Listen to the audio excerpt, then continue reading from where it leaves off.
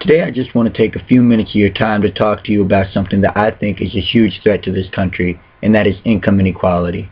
Now, this is an issue that's only really been considered a major political topic for a few years now, but the truth is, it's been a major problem that's been destroying our country for at least several decades. Most people now have at least some idea that it's a problem, but only a tiny percentage of the population knows the degree of how bad it is. Alright? For example, the richest 1% of America currently owns 35% of all the wealth in this country. The bottom 60%, on the other hand, only owns 2.3% of all the wealth. The richest 400 Americans own more total wealth than half of all Americans combined, and the average CEO makes 330 times what the average worker makes.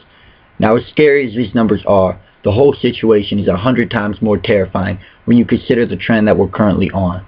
Consider these facts. 99% of all new income is going to the top 1%. The ratio of a CEO's pay to a worker's pay has gotten almost 8 times worse than it was in 1980. The income of the top 1% has been rising for decades, while the income of everyone else has remained virtually flat. These graphs tell the whole story. The first graph shows how the income of the top 1% has been skyrocketing for the past 35 or so years, while the income for the majority of Americans has remained virtually flat. The second graph shows how the share of all after-tax income has increased tremendously for the top 1%, while it has decreased for everyone outside of the top 20%. When you consider how many people in this country are suffering from poverty and barely making it by, it is definitely worth noting that the total wealth of the 1% is almost 5,000 times what it would cost to provide a house for every homeless person, almost 500 times what it would cost to provide free public college, and almost 150 times what it would cost to provide a job paying $10 an hour to every person without a job in this country, including those who have given up looking for work.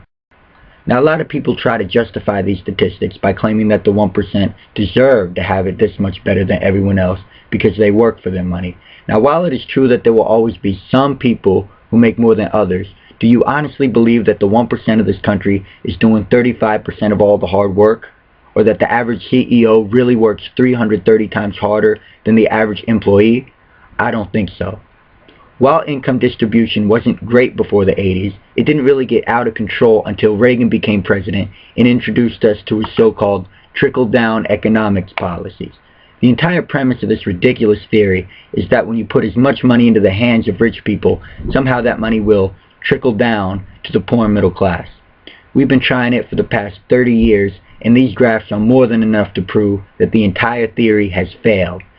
During this era, Reagan cut taxes for rich Americans down to a fraction of what they were before he took office, and raised taxes on pretty much everyone else. At the same time, he greatly cut from safety net programs that offered financial aid to poor and middle class families, and cut from public education in order to pay for his massive tax cuts.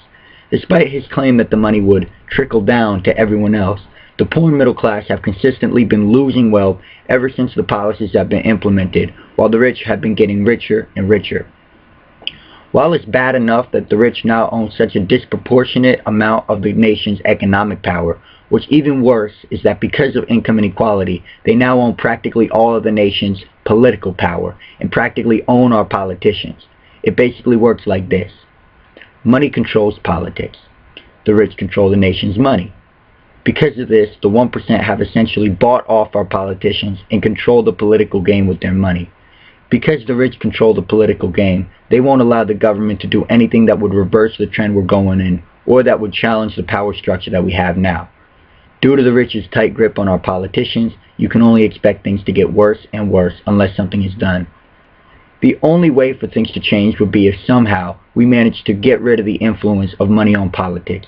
Unfortunately, out of the 24 people running for president, only one of them seems to genuinely care about this problem, and that's Bernie Sanders.